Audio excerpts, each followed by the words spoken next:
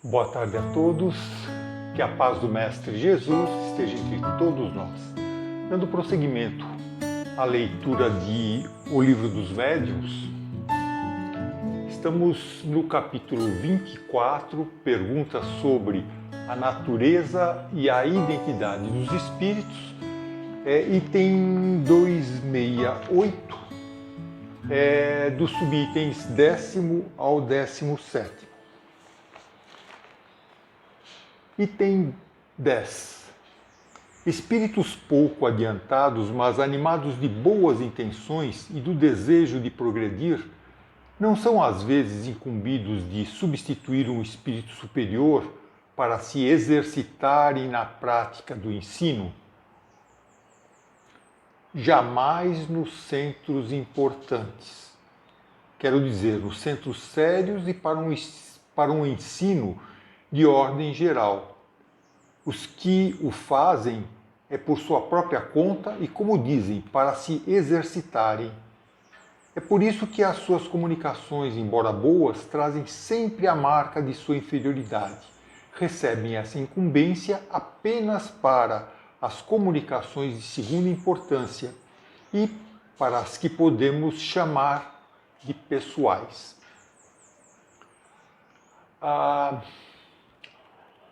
O Centro Espírita Luiz Gonzaga, em Pedro Leopoldo, que Chico ajudou a fundar em 1927, era de início um simples barracão de madeira.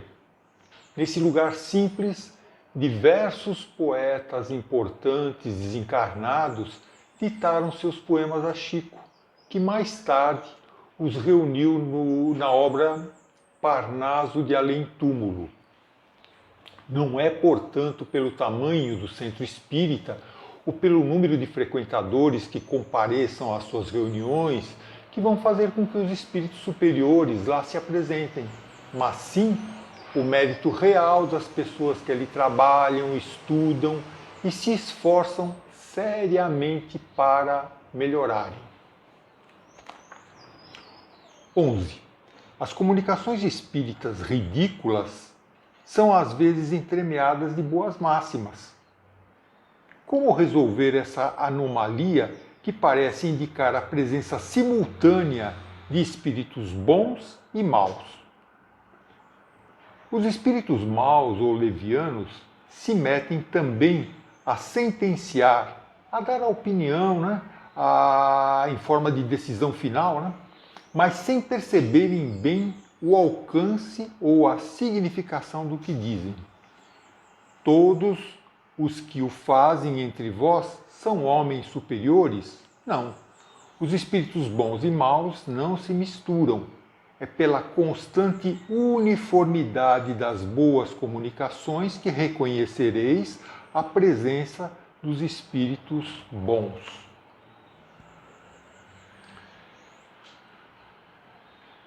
O que os espíritos dizem aqui é que uma sentença, um ensinamento ou mesmo uma opinião vinda do plano espiritual, obrigatoriamente tem que ter bom senso.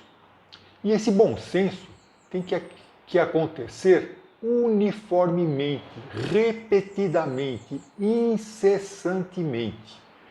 Se as comunicações em parte são sensatas e em parte não, sem uma constante uniformidade, não podem vir de espíritos bons.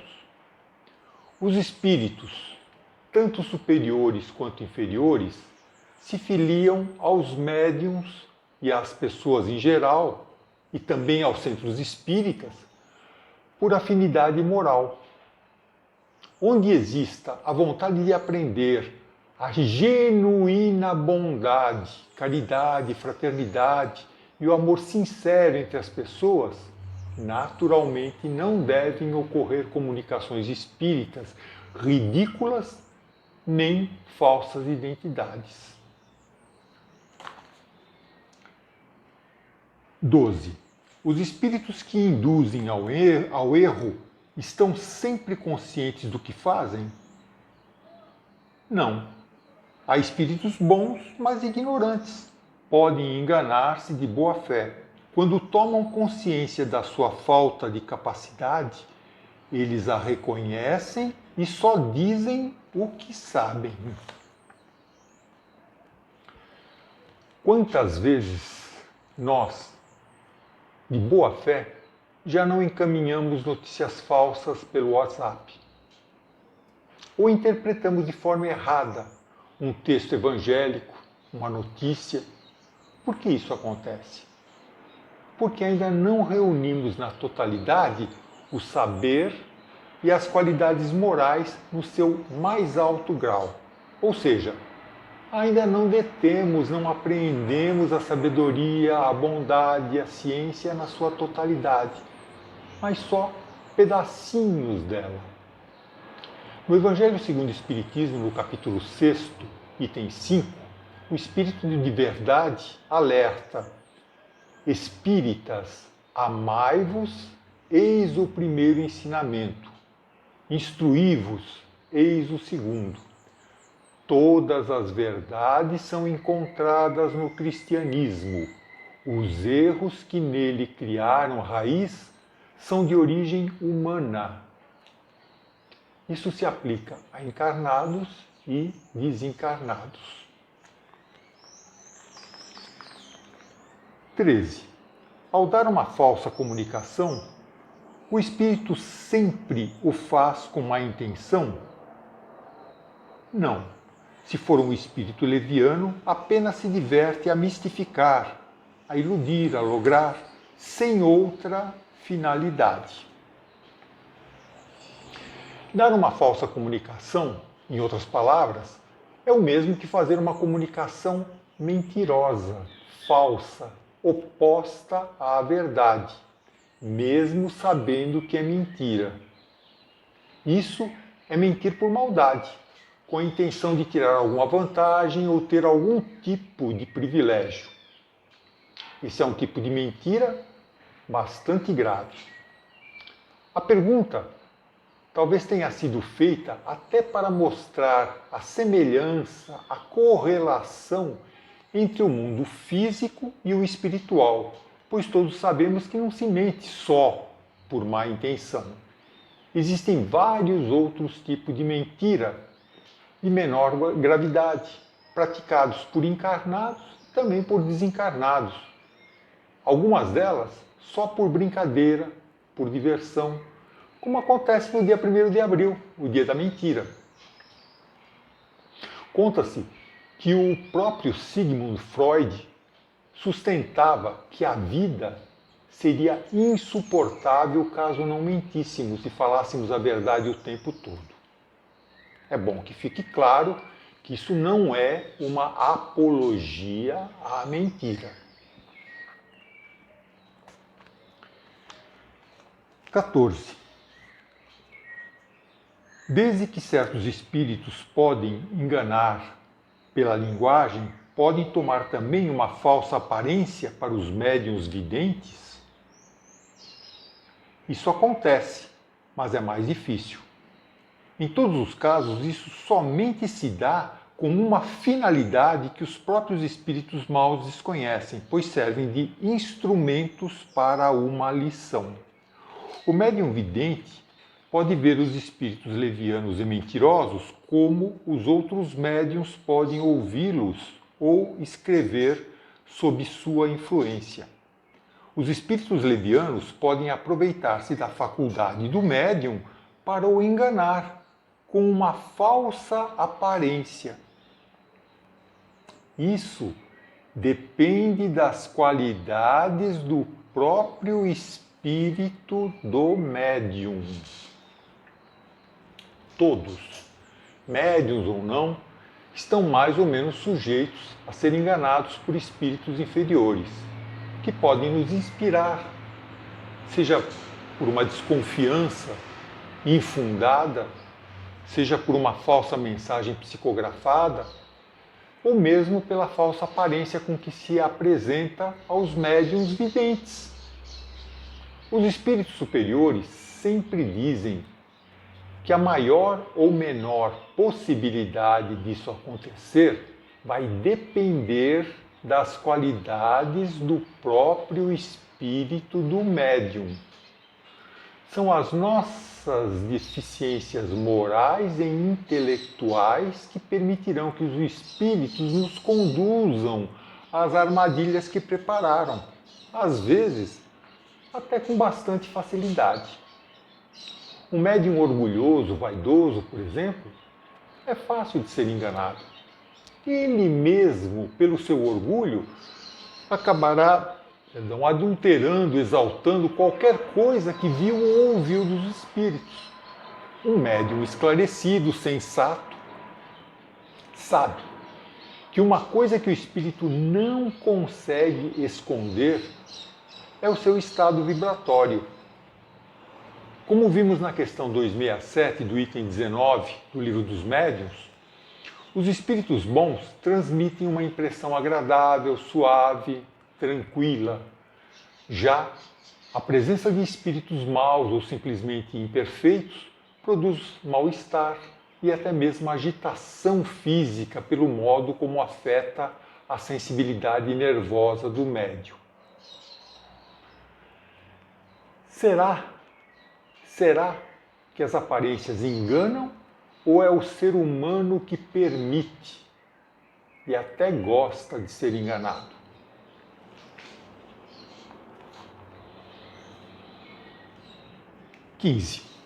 É suficiente a boa intenção para não ser enganado? E nesse caso, os homens realmente sérios, que não mesclam de curiosidade e leviano os seus estudos, também estariam expostos à mistificação?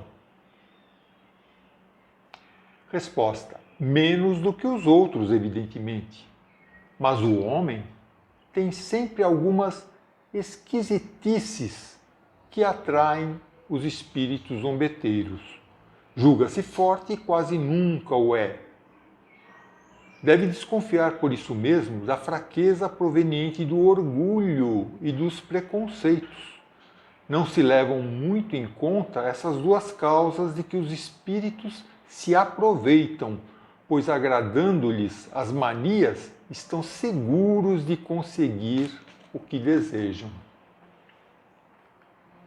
Sim, apesar do ser humano estar lutando para ser sério, para se elevar espiritualmente, ele ainda tem suas esquisitices.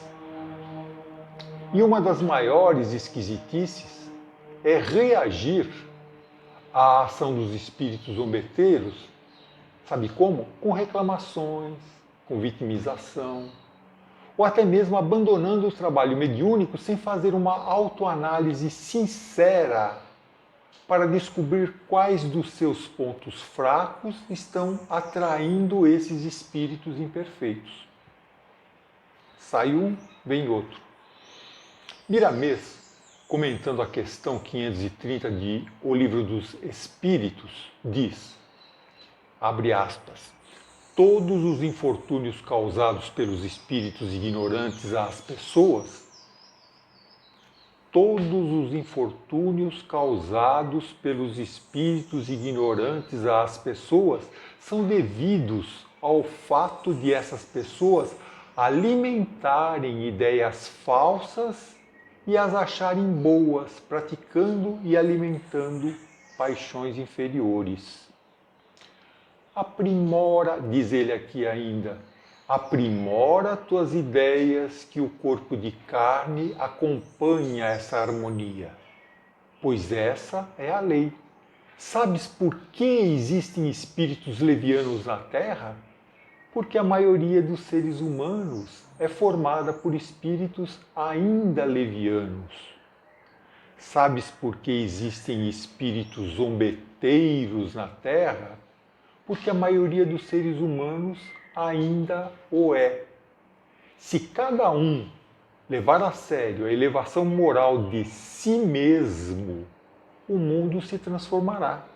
E como também as almas que povoam seu mundo astral.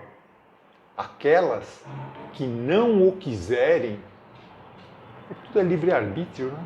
Aquelas que não o quiserem serão retiradas para onde a sintonia determinar.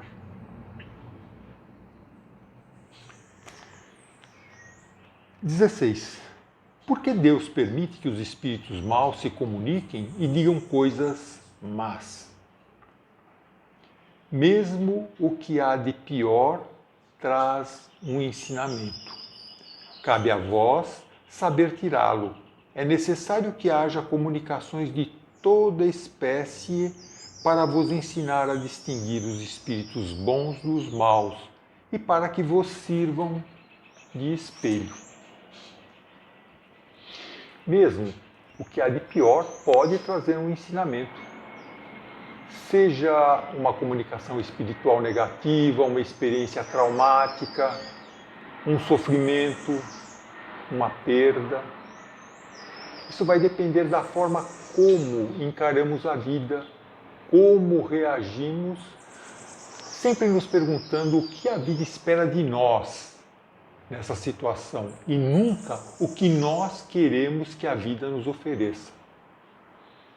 Às vezes, a vida nos oferece um limão. Isso não implica ter que chupá-lo. Vai caber a nós a decisão de fazer com ele o que quisermos. Um refresco, um mousse, uma torta, uma caipirinha. Só não faça cara de azedo. 17. Os espíritos podem sugerir desconfianças injustas contra certas pessoas por meio de comunicações escritas e separar amigos. Os espíritos perversos e invejosos podem praticar os males que os homens praticam. Eis porque precisamos estar sempre em guarda. Os espíritos superiores são sempre prudentes e reservados quando censuram. Nada dizem de mal, advertem com jeito. Se quiserem que duas pessoas, no próprio interesse delas, deixem de ver-se, provocarão incidentes que as separem de maneira natural. Uma linguagem que semeia discórdia e desconfiança provém sempre de um espírito mau, seja qual for o nome de que se sirva. Assim, recebei com reservas o que um espírito disser de mal contra outro, sobretudo quando um espírito bom já vos disse o contrário. E desconfiai também de vós mesmos, das vossas próprias aversões. Nas comunicações espíritas, aceitai somente o que for bom, grande, belo, racional e o que a vossa consciência aprove. Já vimos no item 20 da questão 267 que os espíritos imperfeitos se aproveitam frequentemente dos meios de comunicação de que dispõem para dar maus conselhos. Excitam a desconfiança e a animosidade entre os que lhes são antipáticos. E vimos que Deus permite que as pessoas se deparem com essas situações para seu aprendizado. Então, tenhamos muita atenção. Se a gente perceber que, em qualquer situação corriqueira, estamos enxergando segundo as intenções, nas entrelinhas de cada frase que ouvimos, se desconfiamos de qualquer coisinha que os outros nos façam, ou se o tempo todo estamos achando que as pessoas querem nos enganar ou magoar, cuidado.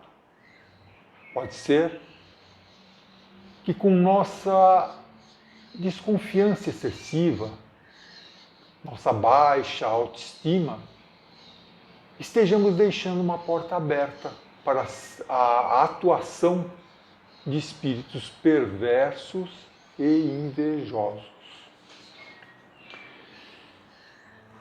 E aí terminamos a leitura do item 268, subitens 10º ao 17º. Na próxima semana, se Deus o permitir, continuaremos a leitura do item 268, subitens 18 até o 25.